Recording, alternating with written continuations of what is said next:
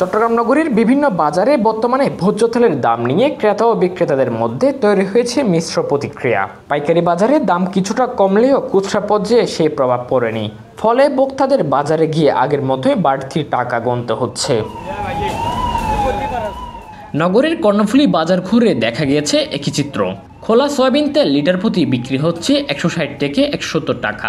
বোতলজাত সয়াবিন তেল 185 থেকে 190 টাকা বিক্রি হচ্ছে। পাইকারিতে দাম কিছুটা কমলেও খুচরায় তেমন পার্থক্য দেখা যাচ্ছে না। ক্রেতারা বলেন, তেলের দাম শুনলে গায়ে আগুন লাগার মতন অবস্থা। আরও বলেন, শুধু তেল নয়, প্রতিটি জিনিসের মূল্য অস্বাভাবিক।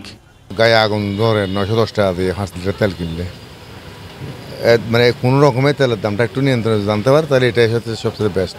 আগের তুলনায় তো অবশ্যই বেশি।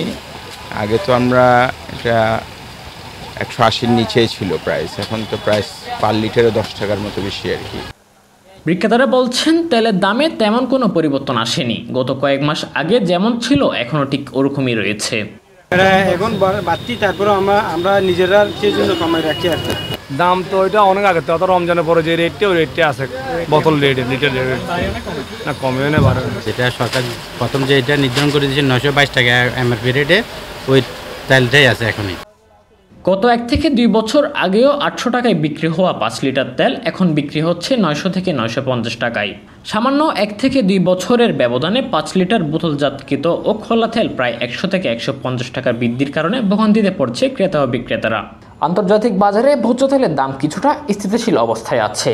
তবে দেশের ডলার সংকট ও পরিবহন ব্যয়ের কারণে দাম এখনও বড় আকারের কমার সম্ভাবনা নেই।